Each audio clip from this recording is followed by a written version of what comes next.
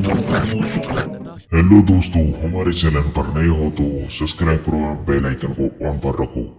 हर एक वीडियो का नोटिफिकेशन सबसे पहले आपके पास पहुंचेगा। तो हमारा पार्ट 2 देखने के लिए तैयार हो जाइए।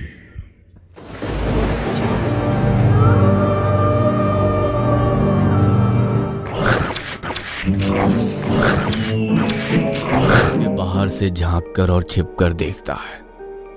छिपकर इसलिए क्योंकि उसे पता है कि अगर नताशा के पापा की नजर उस पर गई तो बहुत बड़ा बवाल हो जाएगा।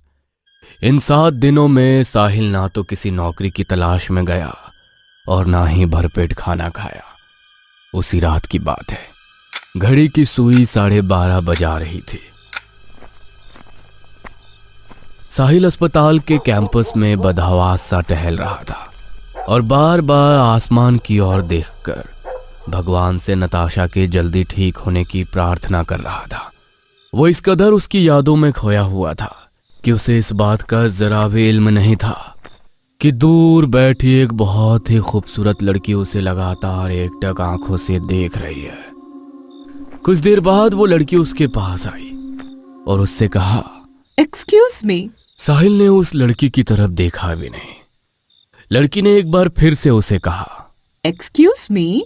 इस बार साहिल की नजर उस पर गई। साहिल कुछ देर तक उसे एकटक देखता रह गया। फिर उसने उससे कहा, जी आपने मुझसे कुछ कहा? हाँ जी, मैंने आपसे ही कहा। जी बोलिए। मैं आपको पिछले 8 दिनों से देख रही हूँ। आप यहीं रहते हैं, कहीं जाते नहीं हैं, कपड़े भी आपने नहीं बदले हैं। बस एक चीज आपके चेहरे पर कॉमन है और वो है टेंशन। कौन एडमिट है आपका अस्पताल में? जिंदगी। जिंदगी? हाँ, मेरी जिंदगी एडमिट है यहाँ। मेरी नताशा, मेरी सब कुछ। पता नहीं उसे क्या हो गया है। अस्पताल की मशीन के बीच उसे घिरा देखना मुझे बिल्कुल पसंद नहीं है। मेरी नताशा ऐसी नहीं है। वो तो नदी के पानी की तरह है, बहती रहती है, उछलती रहती है, हंसती रहती है। टेंशन से तो उसका दूर दूर तक कोई नाता नहीं है। ये कहते हुए साहिल का गला भर आया। उसकी आंखें भीग गईं। वो ना चाहकर भी फूट फूट कर रोने लगा। साहिल को इस तरह बच्चे की तरह रोते देख उस लड़की ने उससे कहा, टेंशन मत लो, मैं हूं ना, मैं सब ठीक कर दूंगी। तुम कैसे ठीक करोगी? मैं अरे मैं ही तो तुम्हारी नताशा की ट्रीटमेंट कर रही हूँ। आप?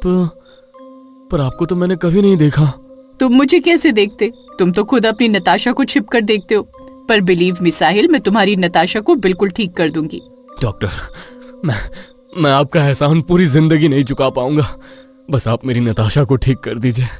उसे पहले की तरह कर दीजिए, उसे वापस कर दीजिए।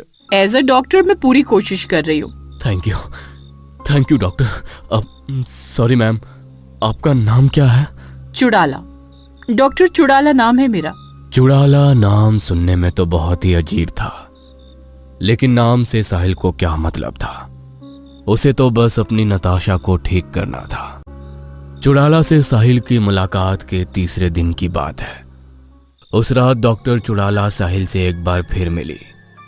आज उनकी आंखों में खुशी साफ तौर पर झलक रही थी और उसने उस रात जो बात साहिल को कही, उसे सुनकर साहिल की आंखों में एक बार फिर से आंसू थे, लेकिन इस बार वो आंसू खुशी के थे। आप सच कह रही हैं डॉक्टर चुड़ाला, नताशा रिकवर कर रही है। आज उसने 15 दिनों में पहली बार अपनी पलकें झपकाई।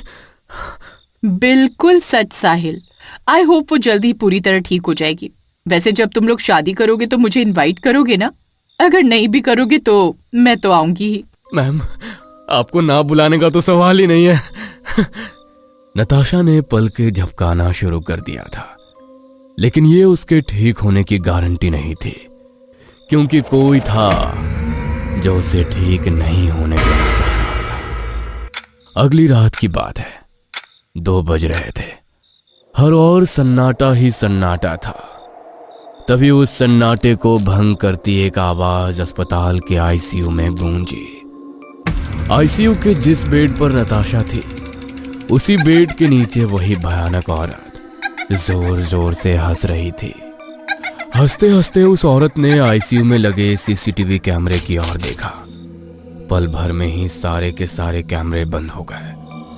उसके बाद वो औरत बिस्तर के नीचे से निकली और नताशा के पास खड़ी होकर उसे घूरने लगी। काफी देर वो उसे घूरती रही और फिर उसने नताशा के हाथ में लगी स्लाइन की पाइप को खींचकर निकाल दिया। खून की मोटी धार जमीन पर गिरने लगी। नताशा बिस्तर पर तड़पने लगी।